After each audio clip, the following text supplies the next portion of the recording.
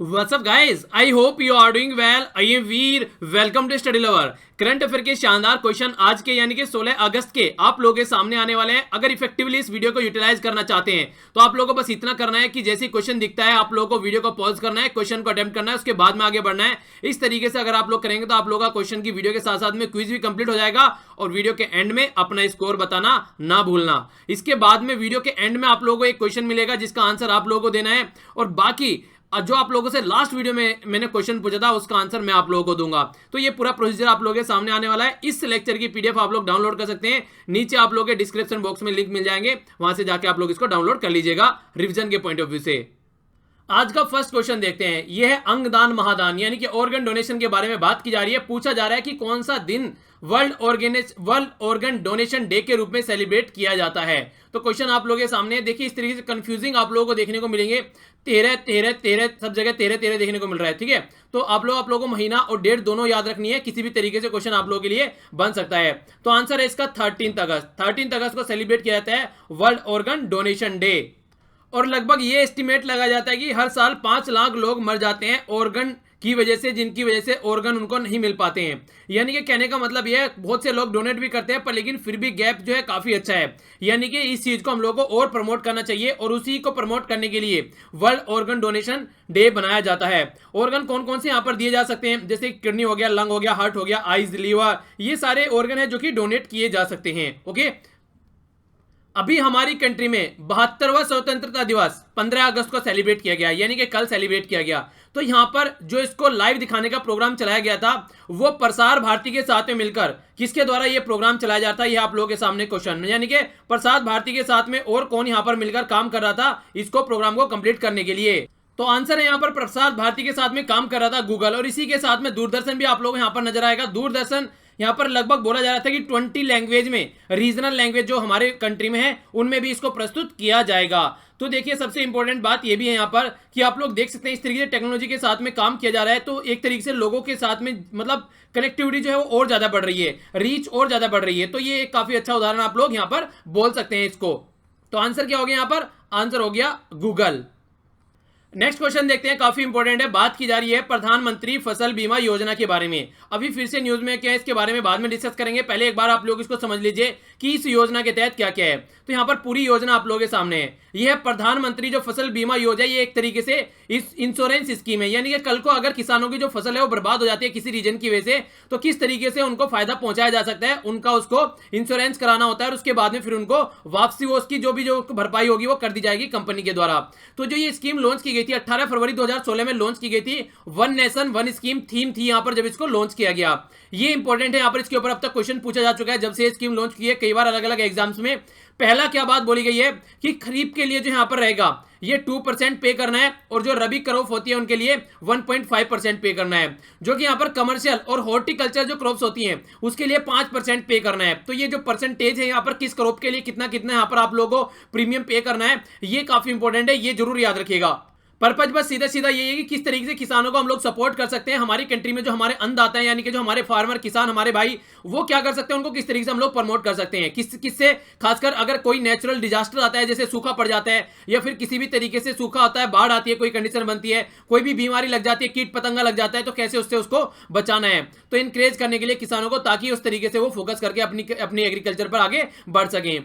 अभी क्यों न्यूज में, क्योंकि आशीष कुमार भूटानी यहाँ पर 92 बैच के आईएएस ऑफिसर जो मेघालय कैडर के उनको अभी चीफ एग्जीक्यूटिव ऑफिसर यहां पर प्रधानमंत्री फसल बीमा योजना का बनाया गया है और 2020 तक ये रहने वाले हैं यहां पर।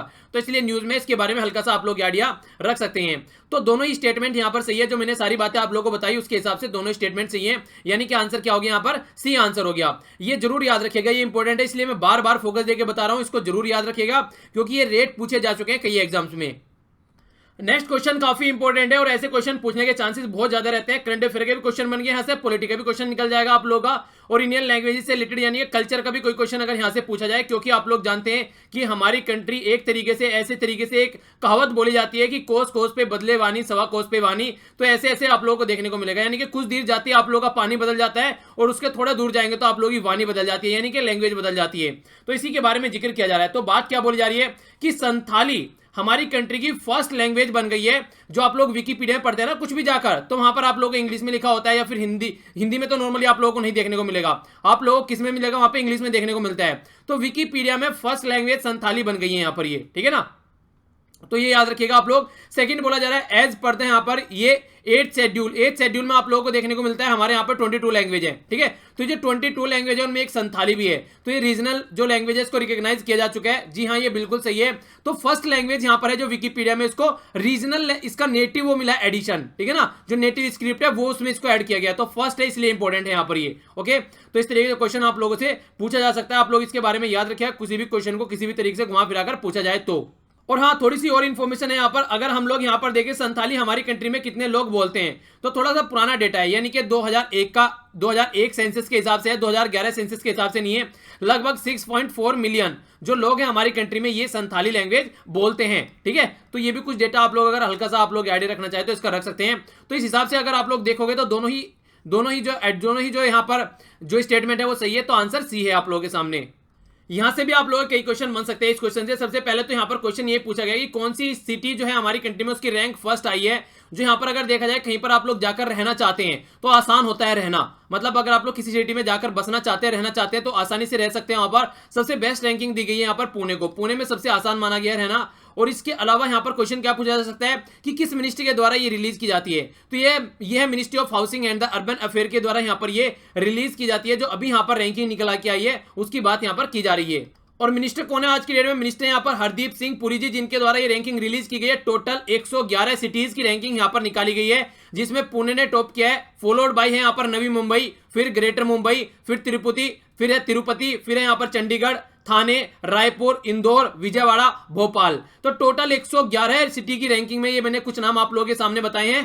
तो जो रैंक निकाली गई है वो किस बेस पे निकाली गई? तो 4 इंडिकेटर इन्होंने काउंट किया। गवर्नेंस कैसी प्रोवाइड करवाई जा रही है उस सिटी में, यानी कि एडमिनिस्ट्रेशन वगैरह कैसा है, सोशल जो इंस्टीट्यूशन है वहां पर वो कैसे हैं, इकोनॉमिक और फिजिकल इंफ्रास्ट्रक्चर कैसी है, ये सारी 4 चीजें यहाँ पर देखकर यहाँ पर ये रैंकिंग निकाली गई है। अगर बात करें चेन्नई की, तो चेन्नई की 14 आप लोगों को देखने को मिलेगी। और बात करें दिल्ली की, तो दिल्ली की 65वीं रैंकिंग है। यानी कि रहने की दृष्टि से अगर देखा जाए तो हमारी जो कंट्री की कैपिटल है वो ज्यादा बेटर नहीं है, ठीक है।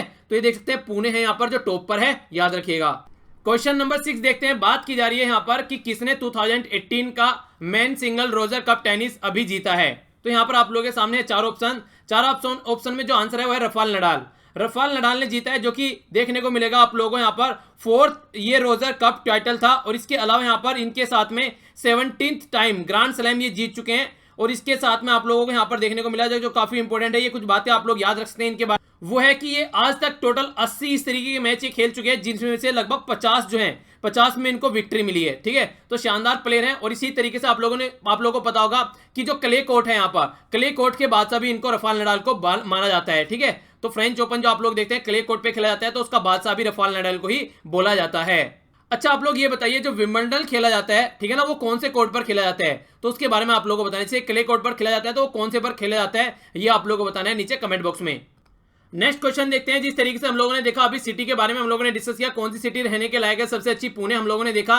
इसी तरीके से यहाँ पर बात की जा रही है रेलवे स्टेशन को सफाई के बारे में जिक्र किया जा रहा है। तो कैटेगरी A1 में यहाँ पर जो क्लीनेस्ट रेलवे स्टेशन है वो किसको मिला है यहाँ पर 2018 का जो रेलवे के लिए यहाँ सर्वे किया गया था, इसके बारे में बात की जा रही है। तो यह है राजस्थान का जोधपुर को यहाँ पर क्लीनेस्ट रेलवे स्टेशन का दर्जा यहाँ पर दिया गया है। ये जो यहाँ पर कंडक्ट कराया गया क्वालिटी काउंसिल ऑफ इंडिया के द्वारा, उसके द्वारा यहाँ पर ये बात की गई है। अनाउंस किसके द्वारा किया गया है? आज की डेट में जो हमारे रेलवे मिनिस्टर हैं वो कौन है? पीयूष गोयल जी के द्वारा ये अनाउंस यहाँ पर ये रैंकिंग की गई है।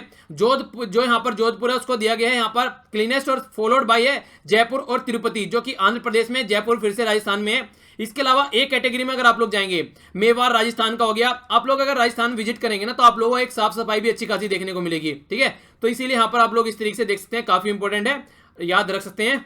नेक्स्ट क्वेश्चन है पर्सन स्पेसिफिक से, ये बात की जा रही है बलराम जी टंडन की, जिनकी अभी डेथ हुई है रिसेंटली। ये आप लोगों को देखने को मिलेगा, गवर्नर थे छत्तीसगढ़ के, जिनकी अभी डेथ हुई है। और ये इंपॉर्टेंट इनके बारे में क्या है कि आप लोग याद रख सकते हैं कि पंजाब से ये बिलोंग करते थे।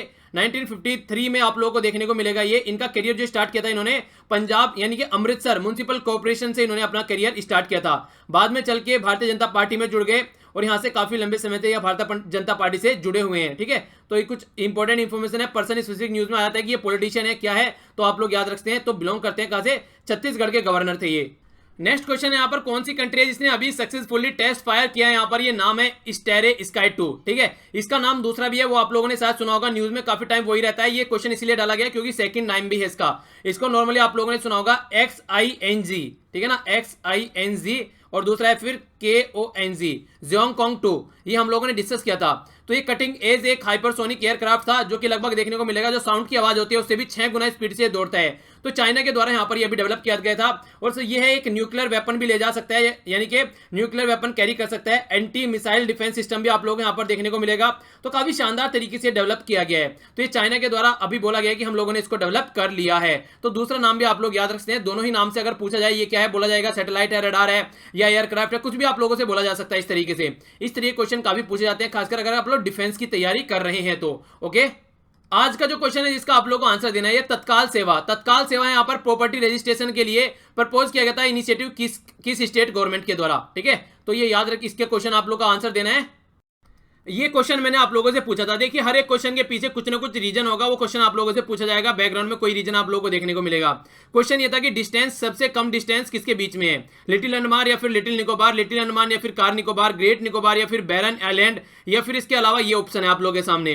तो यहाँ पर जो सबसे कम डिस्टेंस है वो यहाँ पर है लिटिल अंडमान और कार निकोबार के बीच में। आखिर न्यूज में क्यों था? न्यूज में इसलिए था क्योंकि अंडमान निकोबार पे अभी आप लोगों को देखने को मिलेगा ये मेंढक की प्रजाति यहाँ पर पाई जा रही है, जिसको बोला जा रहा है काफी खतरनाक है और बहुत ज्यादा तरीके से बढ़ती है, मतलब बहुत ज्यादा लार्ज स्केल पर ये अंडे पैदा करते हैं और उसमें से बहुत सारे बच्चे होते हैं, इसलिए बहुत लार्ज स्केल पर फैलती है वहां पर। तो अभी ये माना जा रहा है कि सबसे लास्ट में, सबसे पास में कौन सा है किसके?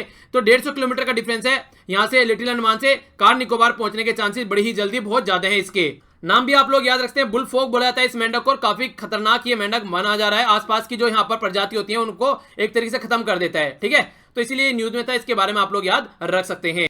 स्टैटिक पोर्शन देखते हैं अपना, जो जीके वाला पोर्शन है। ये क्वेश्चन कई बार आप लोगों से पूछे जाते हैं। तो पहला क्वेश्चन है यहाँ पर आप लोगों के सामने कि हमारे संविधान में, हमारे कॉन्स्टिट्यूशन में जो फेडरल स्ट्रक्चर है, यानी कि संघवाद का जो ढांचा है, उसमें कई सारी चीजें आप लोगों को देखने को मिलेगी। जैसे कि हमारा कॉन्स्टिट्यूशन में संघवाद का ढांचा, इसके अलावा प्रोविंशियल ऑटोनॉमी, यानी कि जो स्टेट होते हैं, प्रोविंशियल बोला जाता है स्टेट, यानी कि जैसे कनाडा में आप लोग जाएंगे ना, हमारे यहाँ पे 29 स्टेट है, जैसे 29 स्टेट बोलते हैं कि स्टेट ये स्टेट वो, इसी तरीके से कनाडा में प्रोविंसेस बोलते हैं। तो प्रोविंशियल ऑटोनॉमी यानी कि जो स्टेटों को ऑटोनॉमी दी जाती है, वो बाई केमिकल जो सेंट्रल लेजिस्लेचर होता है, यानी कि आप लोग देखते हैं राज्यसभा लोकसभा होता है। इसके अलावा अगर आप लोग देखेंगे स्टेट में लेजिस्लेटिव असेंबली और लेजिस्लेटिव काउंसिल होती है, तो वो सारा सिस्टम। और इसके अलावा principle of separation of power, यानी कि अगर यहां पर बात करें कि हमारे यहां पर जो लेजिस्लेटिव है, एग्जीक्यूटिव है और जुडिशरी है, यानी कि जो लॉ बनाने वाले हैं, लॉ इंप्लीमेंट करने वाले हैं और फिर देखने वाले हैं कि लॉ सही बनाए या गलत बनाए, इनके बीच में जो सेपरेशन होना चाहिए, यानी कि एक दूसरे के एरिया में जाकर ये काम नहीं कर सकते हैं, वो कॉन्सेप्ट कहां से लिया गया है? मेनली हमारे संविधान में कहां पर ये चीजें निकल कर आई है जो डायरेक्टली लिया गया है? तो वो है हमारी कंट्री का गवर्नमेंट ऑफ इंडिया एक्ट 1935। ये अगर आप लोगों को कोई भी क्वेश्चन पूछा जाए ना, ज्यादा चीजें अगर कहीं पे दे रखी है, ये भी लिया गया, ये भी लिया गया, ये भी लिया गया है, तो आंख बंद करके आप लोग इसको आंसर लगा सकते हैं, क्योंकि मैक्सिमम जो हमारा संविधान है वो आप लोगों को देखने को मिलेगा यहां से उठाया गया है। ओके, तो ये इंपॉर्टेंट है, इसके बारे में हल्का सा आप लोग आइडिया रख सकते हैं। इंपॉर्टेंट क्वेश्चन है, आप लोगों को पता होना चाहिए, क्योंकि अभी आप लोगों को देखने को मिला राज्यसभा में अभी इलेक्शन भी चल रहे थे और बार बार न्यूज में रहता है। तो आप लोग जो हमारा राज्यसभा है उसके बारे में आप लोगों को पता होना चाहिए। अपर हाउस बोला जाता है राज्यसभा को, लोअर हाउस बोला जाता है लोकसभा को। अगर पार्लियामेंट की बात करें कि हमारे पार्लियामेंट के अंदर कौन आता है, ये भी क्वेश्चन मैंने आप लोगों से पूछा था, तो लोकसभा आता है, राज्यसभा आता है और प्रेसिडेंट आता है। तीनों को मिला के बोलते हैं कि हमारी पार्लियामेंट कंप्लीट हो गई है। ठीक है ना, तो लोअर हाउस, अपर हाउस और हमारे जो हमारे यहाँ पर जो प्रेसिडेंट है, तो इनके बारे में आप लोग याद रखते हैं, पूरा मिलाकर पार्लियामेंट बोलते हैं। तो यहाँ पर बात की जा रही है अपर हाउस यानी कि राज्यसभा के बारे में। तो राज्यसभा में जो मेंबर होते हैं टोटल 12 नॉमिनेटेड किए जाते हैं प्राइम मिनिस्टर ऑफ इंडिया के द्वारा। ऐसा पॉसिबल ही नहीं है, यहाँ पर ये प्राइम मिनिस्टर ऑफ इंडिया नहीं है, ये है प्रेसिडेंट ऑफ इंडिया। तो ये स्टेटमेंट गलत हो गई और यही पूछा गया कि कौन सी स्टेटमेंट गलत है। तो आंसर तो आप लोगों के सामने ए हो गया। अब कुछ बातें और जान लीजिए। 1/3 जो मेंबर है यहाँ पर हर रिटायर होते हैं एवरी सेकंड साल में, मतलब हर 2 साल में 1/3 मेंबर यहाँ पर रिटायर होते हैं। तो यहाँ से आप लोगों के लिए क्वेश्चन बनता है, आप लोग ये बताइए कि टोटल राज्यसभा में कितने मेंबर हैं। ठीक है, एक तो टोटल आज के डेट में कितने मेंबर हैं यहाँ पर जो अलाउ किए जा रहे हैं, और मैक्सिमम कितनी संख्या है, दोनों अलग अलग हैं। दोनों आप लोग जाकर देखिएगा, पॉलिटी में चिल्लाकर आप लोगों के डिटेल में पढ़ाई थी मैंने। राज्यसभा को यहाँ पर डिसोल्यूशन नहीं होता है जिस तरीके से लोकसभा का होता है, यानी कि जिस तरीके से आप लोग देखते हैं कि पहले कौन थी, कांग्रेस की गवर्नमेंट थी, अब कौन आ गई, अब जो गवर्नमेंट आ गई यहाँ पर बीजेपी की आ गई, आगे फिर चलकर कोई गवर्नमेंट आएगी यहाँ पर, तो ऐसे क्या डिसॉल्व हो जाती है लोकसभा, फिर नई गवर्नमेंट बन के आती है, वो काम करती है। और नेक्स्ट यहां पर बोला जा रहा है कि जो वाइस प्रेसिडेंट है ये x official chairman of the Rajya Sabha. ये बिल्कुल सही बोला जा रहा है, जैसे ही कोई वाइस प्रेसिडेंट की पोस्ट पर बैठता है वो एक्स ऑफिशियल चेयरमैन बन जाता है। यानी कि मतलब ये है कहने का कि वाइस प्रेसिडेंट की पोस्ट पर बैठते ही इनडायरेक्ट वे में उसको यहां पर इसकी पोस्ट मिल जाती है राज्यसभा के चेयरमैन की। बाकी ये था हमारा आज का लेक्चर। आप लोग क्या कर सकते हैं, इस लेक्चर की पीडीएफ आप लोग यहां से डाउनलोड कर सकते हैं या फिर आप लोगों को यहां पर भी मिल जाएगी। सारे लिंक जो है आप लोगों को वीडियो के नीचे मिल जाएंगे। लेक्चर पसंद आया तो लाइक किया कीजिए, आंसर जरूर देना, सब्सक्राइब कर सकते हैं चैनल को अगर आप लोगों को लगता है कुछ फायदा आप लोगों को पहुंचा रहा है, और चीजों को शेयर करना बिल्कुल ना भूलें। तो आज के लिए इतना ही, मिलता हूं नेक्स्ट लेक्चर में, तब तक के लिए जय हिंद।